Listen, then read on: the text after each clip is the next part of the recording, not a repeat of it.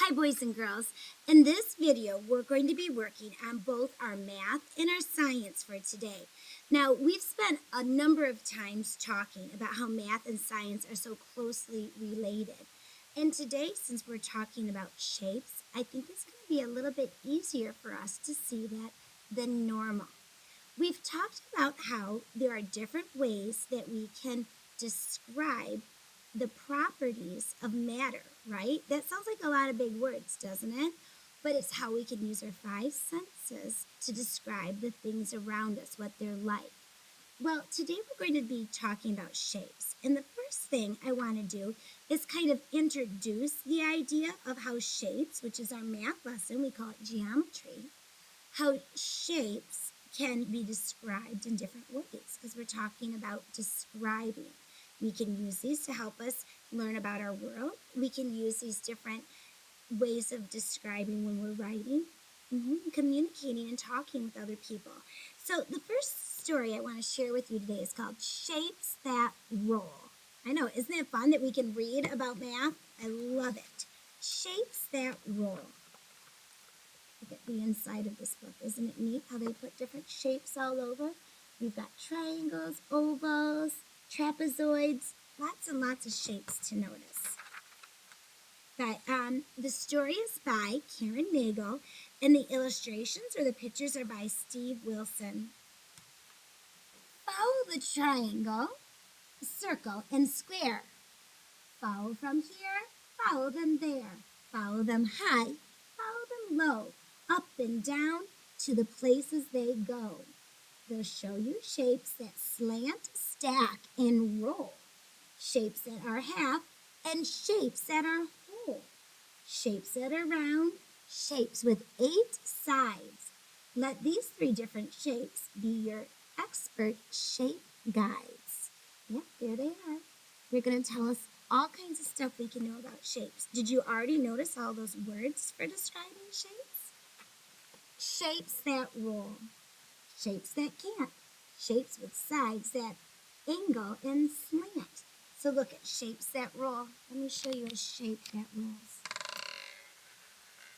Do you remember the name of that shape?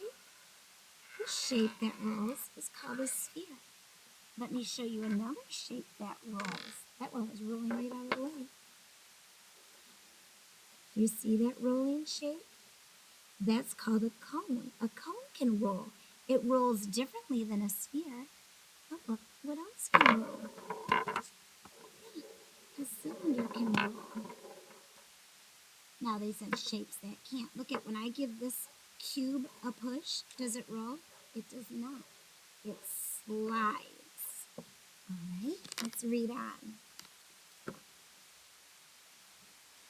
Some shapes stack. Some shapes don't. Watch out, eggs and balls are shapes that won't. Well, I'm going to take their advice and know that there's some shapes that can't stack, like these spheres and eggs. Oops, look at that. It rolled right off my hand. But let's see what they mean by stack. When I stack these shapes, I can put them one on top of the other. The ones that have flat surfaces stack the best, don't they?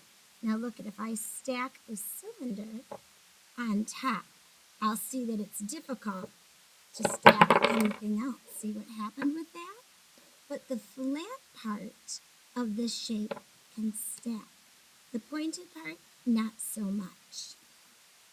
All right, it's more fun when you knock it down, isn't it? Shapes to throw, shapes to share. They're noticing a shape that looks like an ice cream cone.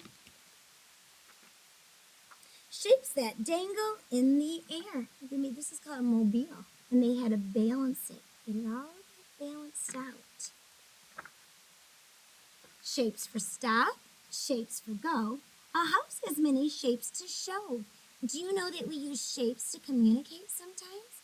Yeah, think about our traffic signals. If you see a shape with 8 sides in the color red, you know it's time to stop. When you see a circle that's green, you know it's time to go. Different street signs have different shapes. Maybe you can notice them when you're driving around. shapes that shine, shapes that freeze, shapes of fruits that grow on trees. We can notice shapes all around us. Shapes that glimmer up above. You can even notice that the moon has different shapes that we can observe. Shapes that make you think of love. I really love that one. Shapes to open, shapes to close, shapes that stand upright in rows. Oh, row's another math word too, isn't it? Shapes that teeter, shapes that play. Shapes help people find their way. Often these days we find ourselves following arrows for knowing where to go, don't we? Shapes are heavy, shapes are light. Pillow shapes are sure to fight. Oh, that's just kind of a funny line in the story, isn't it? Yeah. Spheres are round, circles are flat. Which one is this? Is this a sphere or a circle? It's flat, so we know that it's a circle.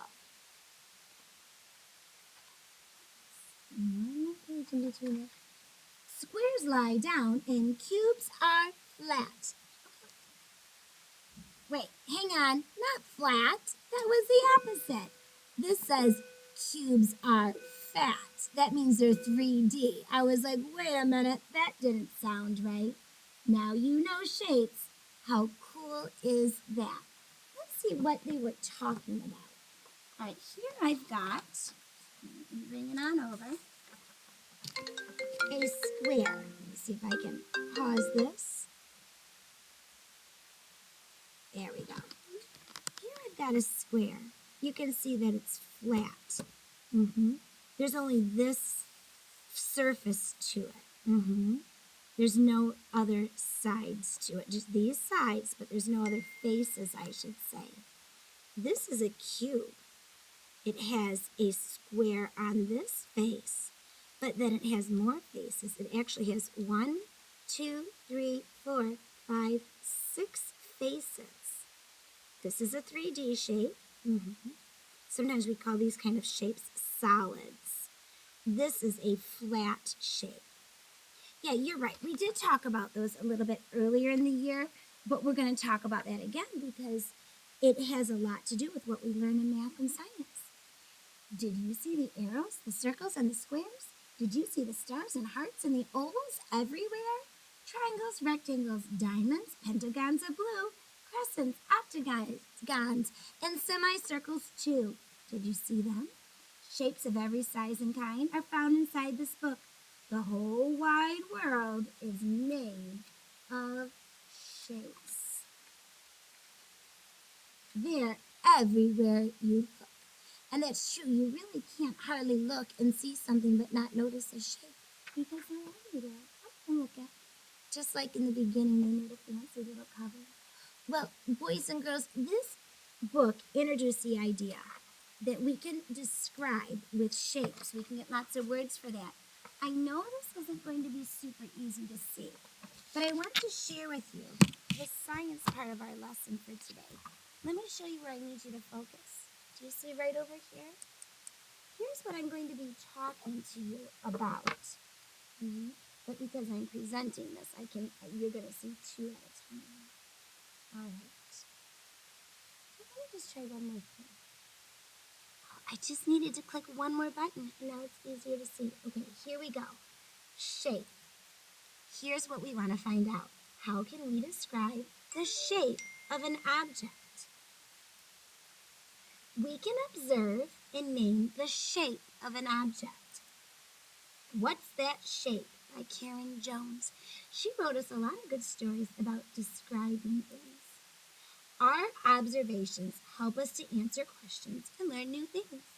We can observe properties of objects in the world around us. Here we go. Here's the list, boys and girls. Properties are things like color, weight, size, shape, texture, and temperature. We can look at objects to describe their shape.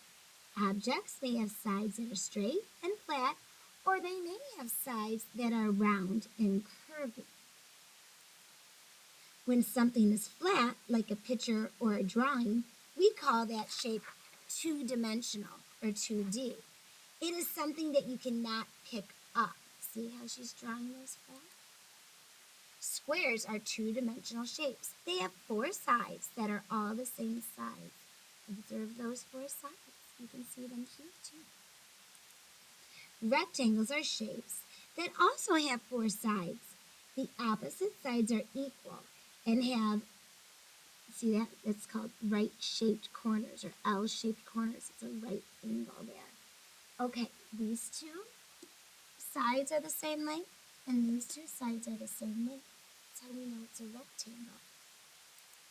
Circles are round and do not have any flat sides. Now a circle's flat, but there's no sides on it. Triangles are shapes with three straight sides. Triangles can look very different. We talked about that earlier, but we'll talk about that some more today when we look in our shape buckets, that we have different types of triangles that we can observe. Trapezoids are two-dimensional. Trapezoids have four sides. The corners are not L-shaped like a square or a rectangle, though. Hexagons are two-dimensional shapes that have six flat sides. Now, I know this one is a rectangle, but look inside of it. See the hexagon? Yeah, that's like a beehive. Some shapes are not flat. You can pick them up and hold them. We call those shapes three-dimensional or 3D. We looked at some earlier, didn't we? Yep, these are 3D shapes. Cubes, prisms, and pyramids are three-dimensional shapes. They have flat, straight sides. The sides of 3D shapes can be squares, rectangles, triangles, circles, or other flat shapes. Spheres, cylinders, and cones are 3D shapes that have curved or rounded sides. Observe the curve there. Remember when we said it can roll? That probably has something to do with the curve, don't you think? When scientists observe an object, they often look at its shape. Shape is one way that we can describe things. All right, how can we describe the shape of an object? Do you remember all those different words we talked about? Flat, round. We talked about if they're curved or straight. We use numbers to describe the sides and corners of a shape. Many different ways to describe an object's shape. Oh, look at, we see more flat shapes. We see 3D shapes. But you know what we're ready for? We're ready to go ahead and do the worksheet inside of our properties book. Now, let's remember what the properties book looks like. We're going to turn this way again. This is the book we've been working in all week.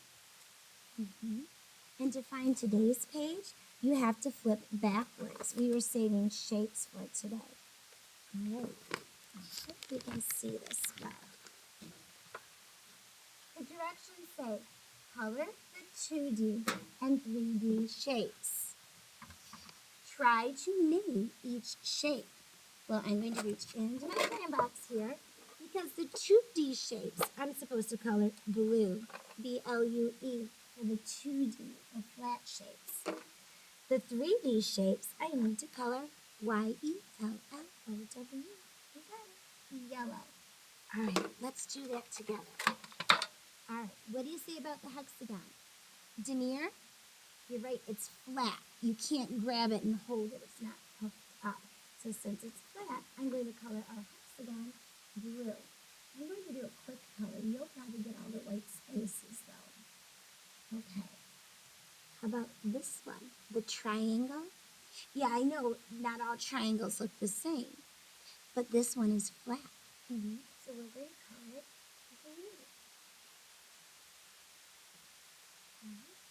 blue. Now, Benjamin, what do you think about this pyramid? Is that 2D or 3D? It's 3D. It's pooped up. We call that a solid shape, that pyramid. Okay. How about this one? Some people call it a prism. Sometimes in kindergarten we call it a box. Yep. I've even heard people call it like a rectangular solid. lots of words for that. It's definitely poofed up though. It's 3D. So we're going to call it yellow. Okay, now this one, they're trying to show you that it is not flat. So if it is not flat, a sphere is 3D. Good, I heard you say that, Aubrielle. That a sphere is 3D. Okay, time for a square. What do you say about that? Square is a flat shape. It's probably one of the first shapes we learned about, right? Yeah, very common. How about this one? You're right. This is that tricky one. It's called a rectangle. And we say weird things like a rectangle is a square, but a square is not always a rectangle. Yikes! Gotta wrap your brain around that, right? Squares have 4 sides. This has 4 sides, but in order for it to be a rectangle, 2 of those sides have to be longer than the other 2 sides. I know, right? Who thinks about it that way? How about this flat shape? It's a circle, so it's 2D. Thanks, Alec. All right, Kaden, you tell me about this shape over here. What do we call that? A trapezoid, good. And is it 2D or 3D? Yeah, I hardly had 2D out of my mouth, and you were telling me, yes, it is 2D. Now, wait a minute, I'm seeing another shape with 3 sides and 3 corners, but it looks different than this one. Still a triangle, because it still has 3 sides, 3 corners, 3 points where it comes together. So it's still a flat shape. Okay, how about this one, the cylinder? I know it's one of my favorites. Yeah. It's a 3D shape. Why do I say it's one of my favorites? You know why, because I'm always grabbing for that, aren't I? Keep my throat not from getting dry. Okay, let's look at the cone. What do you say? You want to see the cone again? Right, let me see. Yeah, it's still handy. It's right there. Yeah, this cone has a point. It has a circle on the bottom on the flat surface, and then it curves around. All right, it's 3D. All right, and finally, our, what do we call it? Cube. Yeah, a cube is definitely 3D. We roll those cubes all the time in math class, don't we? And there's more than that one side. All right, let's see how we did. Do some objects have flat and straight sides? Yeah, they sure do. The cube is flat and straight sides, so let's color the yes. All right, let's see. Are all objects two-dimensional? Wah, wah, wah. No, they're not. Or everything up here would have been colored blue. Some shapes are two-dimensional, but we also have the ones that are three-dimensional. Here's just a few of them: the cone, cylinder, the box or rectangular prism, and the cube. So we know that not all shapes are flat. All right, boys and girls, I'm going to give you a really big shape challenge, and maybe you show it to me tomorrow. Are you ready? All right, here's your shape challenge. At the back of your book, there's a project. Now, I already tore mine off the back. There was a page that describes it. And what I did is the staples were on there, and I just went like this and popped it off. I did, though, I pushed the staple back down a little bit because if you leave the staple poking up, you might scratch your arm. You wouldn't like that. Nobody would like that. All right, so if you take these pages off, it's going to tell you about a craft called Making a Shape Monster. Yeah, and guess what? All this week, we've been talking about different ways to describe something, right? Well, you could make a shaped monster, and then you can describe it in this fun way. I would love to see some of these when we get together tomorrow. It'll make me feel like we were doing some of this learning together, or we're sharing it. Look at the different ways you can be ready to describe your shaped monster. You can tell me you can tell me its name. That'll be fun. You can tell me what type of matter it is. Is it a solid, a liquid, or a gas? I'll just give you a hint. If it's gas, it's going to be really hard to put on paper. Yeah, that probably won't work well. What about a liquid? That would be pretty rough too. I mean, I'm sure some of you are creative enough to figure something out with that, but it would be hard. All right, you can tell me what color it is. Now, the papers that I gave you to choose from for making your shape monster, they're on white paper. These can be colored. You could also put them on top of a piece of construction paper. Oh, mine's kind of far away, but I'll show you what I mean. You could lay it on top of the construction paper, and it's like making another type of pattern. Yep, you know how we trace patterns? It could be a cutting pattern where you cut them at the same time. And watch what you're going to see when I finish cutting on all four sides of this square. And most of the corner. All right, got it. I'm going to take this away. Okay. I made one on the construction paper, so I didn't have to color all of it. You can still color it. Yeah. I knew someone was going to ask that, so thanks for bringing that up, Jessie Mae. It's a really good idea. Jessie Mae wants to know that since I gave you so many shapes to choose from, can you put the shapes together to make a multi-shaped monster? Absolutely. I would love it. You can put the shapes together. Look, I have two of these. I could tilt them and make another shape still. Could you? Yeah, you could do that. She also wants to know if you could cut one of the shapes, the whole shape, into two halves to make something different. Yes, because you know in our other video, we're going to talk a lot about putting shapes together, taking them apart, making different shapes out of them. I would love to see you doing some of that. Look at, I can make a hat for this shape. I know it looks a little bit like a house. All right, so you can tell me about the color. You can tell me about what shape it is. If you used a lot of shapes, you don't have to tell me every single one. This list could get very long.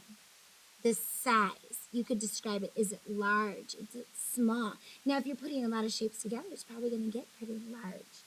Your weight. Now, you're probably not going to weigh your actual monster. I want you to tell me what the weight of your monster would be, like in real life. Is it like ginormous? Is it 1,000-pound monster?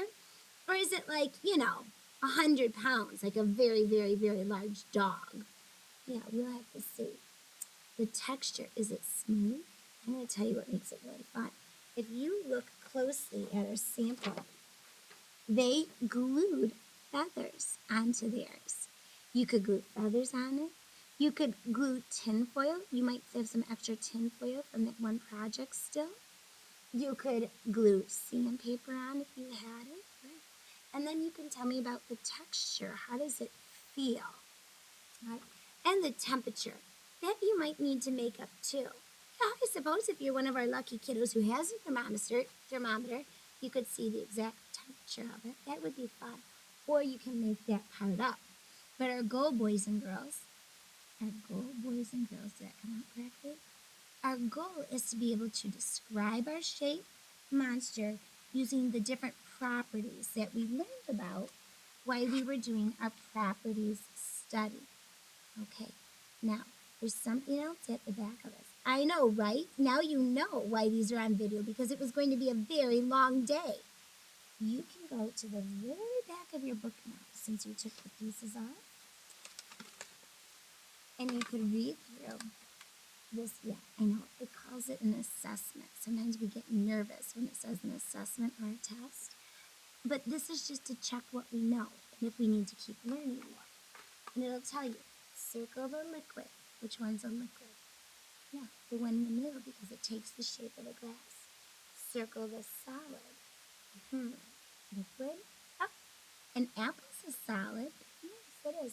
This is to show the wind. It's a gas. We can't really even see it, can we? But we can feel it. Circle the tools that we can use to measure size. Oh, remember the rulers? There it is. Circle the tool that we can use to measure weight. Look at that. We found a scale for that. And 5, circle the tool that we can use to measure temperature.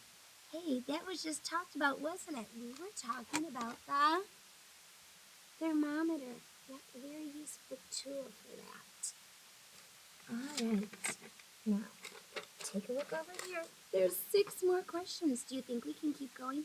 Let's just do it together and we'll be done with it. Which object has a smooth texture?